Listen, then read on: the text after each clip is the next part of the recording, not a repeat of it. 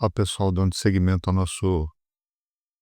nossos casos curtos. Hoje é um caso bem curtinho, que eu vou abordar uma dúvida que um paciente me mandou por mensagem, para abordar especificamente a questão da meta de LDL em pacientes jovens.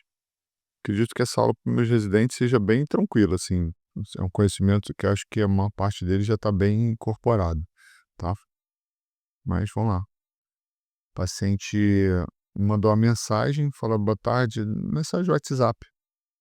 Falou: "Ó, meu LDL tá 97", e ele tinha ido no cardiologista, e ela falou que esse meu LDL não tá bom, e passou simvastatina de 10 miligramas. E aí ele queria saber se eu concordava com a prescrição. E ele é músico, tem 25 anos, diabético, ele acompanha comigo desde o diagnóstico, há 9 anos, bem controlado, ele mandou junto com a mensagem anexou lá os exames. Uma glicada de 6,6, um lipidograma aqui de um colesterol de 1,56, com HDL de 45, LDL de 97. Ele não tem microalbuminúria, estimação da taxa de filtração glomerular dele é completamente normal e não tem retinopatia, não tem nenhuma complicação.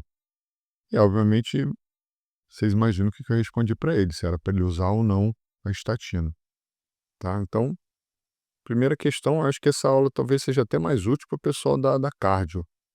Enfim, tá valendo informação jogada boa na rede, tá? Então, a gente tem que pensar que a fisiopatologia é diferente, né, e os riscos são diferentes. Diabetes tipo 1 tá especialmente ligado à duração da doença e o controle glicêmico, especialmente essas pessoas que começam muito cedo, e o perfil de diabetes tipo 2 é completamente diferente. Esse é o maior problema que a gente tem, as pessoas confundindo, eh fatores de risco, ou usando calculadores de risco de paciente diabetes tipo 2 e aplicando essas mesmas calculadoras ao diabético tipo 1, tá? Então isso aqui são as calculadoras que a gente tem lá no telefone, eu uso muito essa, apesar de já ter uma versão nova, e a europeia tem as divisões por idade, tem umas questões relacionadas aos países. Eles classificam lá as áreas na Europa, onde você tem risco maior, risco menor, mas isso aqui são calculadoras aplicáveis especialmente pacientes, eh, aplicado a qualquer paciente, mas especialmente acima de 40 anos, e essa aqui já acima de 30, mais para prevenção primária e, em geral, isso aqui não se aplica a diabetes tipo 1, tá? Isso não foram construídas para esse grupo de pacientes, tá? Então isso aqui já é a evolução, agora a American Heart Association tem essa calculadora um pouquinho mais refinada, né, em que ela já começa a aplicar, permite você introduzir dados em pacientes a partir de 30 anos, e a europeia em que ela estratificou melhor as faixas etárias, né, a questão das áreas de risco e maior ou menor risco. Então, tem essas 2 calculadoras, mas que não são tão acessíveis ao aplicativo, a gente não tem acesso ao aplicativo, tá. Mas o objetivo eu só botei aqui só para quem ainda não está ligado nessas calculadoras novas, para se ligar nelas, porque a gente já tem algum avanço nesse sentido, tá. Mas isso eu tô reforçando que elas não são voltadas para diabéticos tipo 1, tá. Então essas que são as clássicas, que é a da American Heart, que é a Prevent, a ESC, da europeia, então são validados. A American Heart permite agora a partir de 30, tá, mas subestima o risco em diabetes tipo 1 jovem, tá. E ignoram particularmente o tempo de doença, então elas não são aplicáveis para esse paciente, no caso que ele tem 25 anos, então não adianta você jogar a idade: "Ah, vou jogar a idade lá para cima e botar como diabético", não é, ela não é feita para isso, tá. Tá, então só uma coisa que eu achei interessante botar, que a da American Heart está incluindo, abaixou a faixa etária, que antes aquela que tem só no aplicativo do telefone, só tem a partir de 40 anos, tá. Então para paciente de 25 anos isso não é validado, tá. Então a gente está numa zona aí cega. Eu botei aqui a nova da American Heart, que é esse Prevent Calculator, tá, então ela refina um pouquinho melhor, que ela divide eventos cardiovasculares globais, eventos ateroscleróticos e insuficiência cardíaca, tá. Então ela já tem um refinamento maior em relação não só a IMC, mas ela permite aqui você introduzir excreção, microalbuminúria, hemoglobina glicada, e ela tem uma parte aqui que ela permite que para os pacientes nos Estados Unidos botar o código postal para dizer de que área que ele vem. Então se ele vem de uma área, socialmente mais vulnerável, que implica em risco maior, já tem trabalho mostrando que isso aí não acrescentou muita coisa, entendeu? Mostrando que, comparando essa inserção de área social com as calculadoras antigas, dá mais ou menos a mesma coisa, não modificou muito não, tá?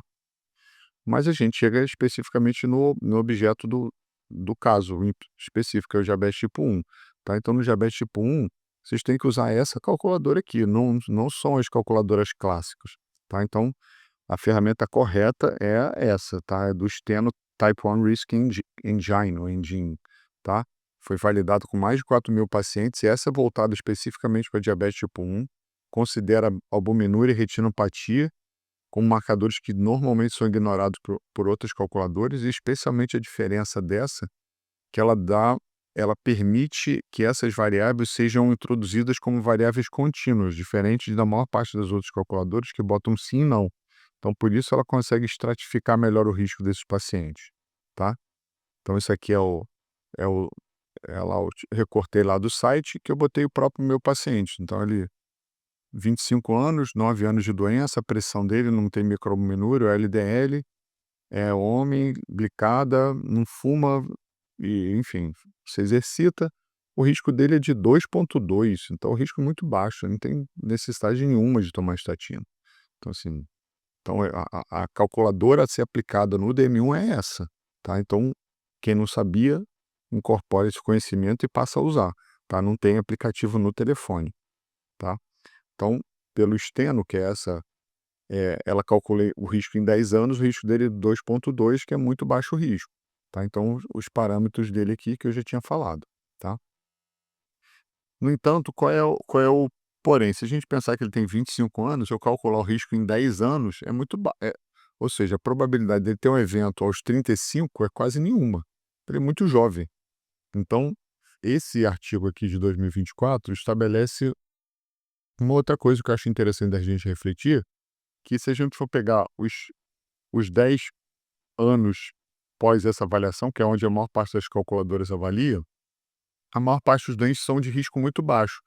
Então, o que ele vai, a chance de qualquer paciente de DM1 ter evento é mais lá para frente. Então, teoricamente, a gente teria que ter uma calculadora para avaliar o risco global ao longo da vida, mas isso é muito difícil, tá? Então, esse artigo aqui levanta isso, eu acho interessante esse raciocínio.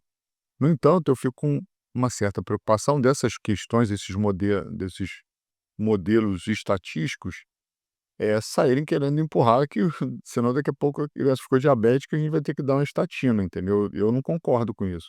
Então ele estabelece algumas possibilidades, ele faz alguns cálculos lá, se abaixar a pressão, mesmo um paciente mais jovem, se diminuir o LDL, qual que seria o impacto em relação à expectativa de vida, tá?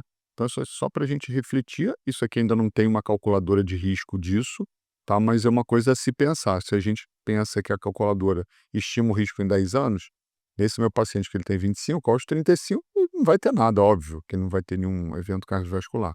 Porém, lá na frente a gente tem que refletir que ele é um paciente de risco por ser diabético, mas se ele for bem controlado, tá? Então, são questões que a gente ainda não sabe, tá?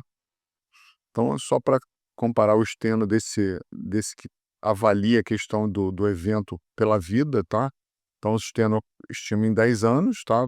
Tem uma ferramenta lá online, você decide se vai ou ele, apesar do Steno não estabelece critério como outras calculadoras lá, a partir daqui você começa estatina ou não, ele só bota lá se ele tem baixo risco, intermediário, alto, tá?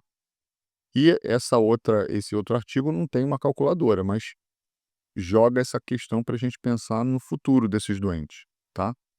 Então, ele pensa que a gente tem que projetar na expectativa de vida, tá? Que é esse modelo desse estudo que eu botei que saiu agora em 2024, tá? Identificar a ausência de retinopatia como um forte fator protetor a longo prazo, tá? E ele não tem uma calculadora online, como eu já tinha falado, tá? Então, assim, se a gente pensar nesse nosso doente, 25 anos, glicada tá ótimo, não tem retinopatia, não precisa tomar nada, tá? Então, é, enfim, é ponto, não tem muita discussão, ele não precisa tomar estatina, tá. E aí eu vou para SBD, que a SBD recomenda, tá. Isso é a recomendação da Sociedade Brasileira de Diabetes, tá. Ela bota que se o DM1 tiver menos que 20 anos, ele fala: "Ó, vocês têm que ir para o steno, tá?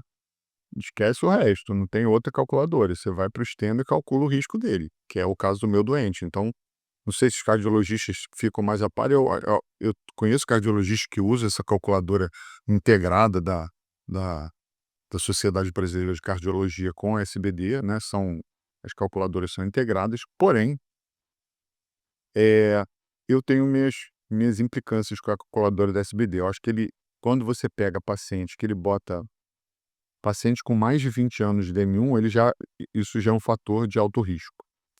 Então eu acho que eles tratam demais a estatina, ou tratam demais, recomendam demais a estatina. Isso aqui é um estudo pessoal aqui do Brasil, eu tenho quase certeza que esse menino foi meu residente.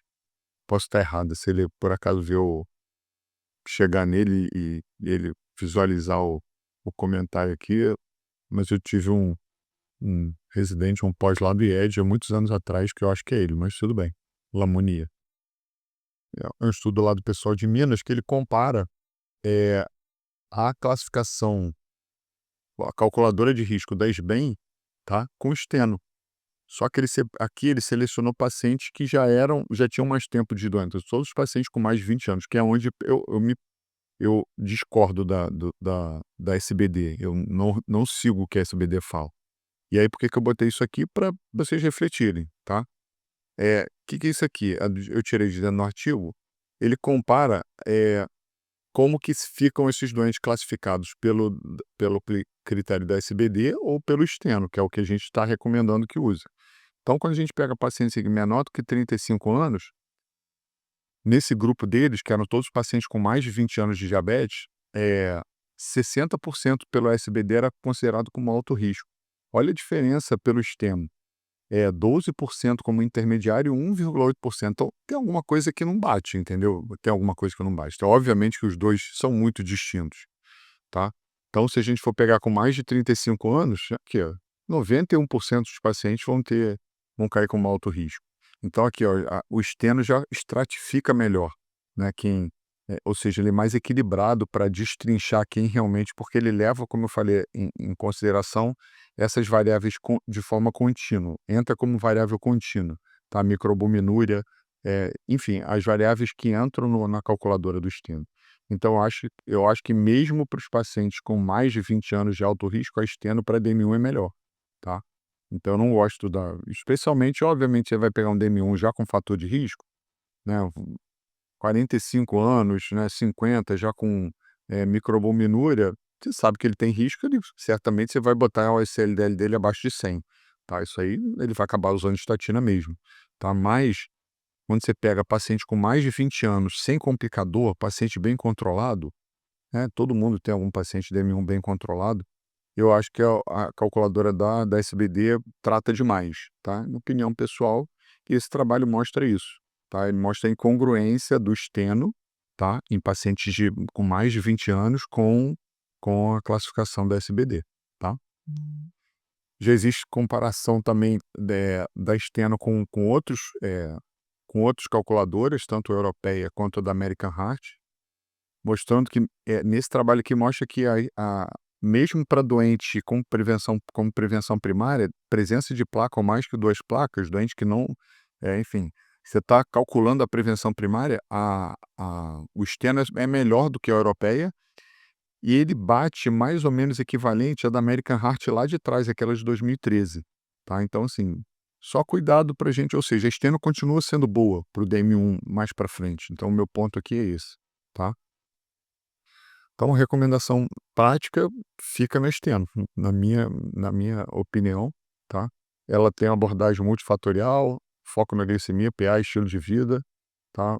Benefício que a gente aí, a steno não, a minha abordagem, no caso, tem que ser, a minha recomendação é que seja multifatorial, tá?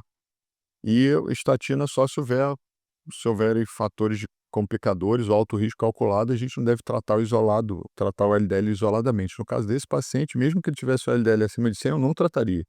Se ele tivesse LDL 110, 120, eu acho que ele não precisaria. Ele não tem outro fator de risco, ele é muito jovem e, enfim, eu não começaria estatina para ele, tá? Então, a minha resposta aqui para ele foi não. Falei, não começa. Ela ela tá usando essa colega, no caso, né, que ela está sendo contaminada pelas calculadoras de riscos de DM2, de paciente mais velho. Você não é um DM2, você é um DM1, que foi o que eu respondi a ele, tá? Então, pensa no risco global, não pensa só no LDL, tá bom? É isso, galera. Abraço.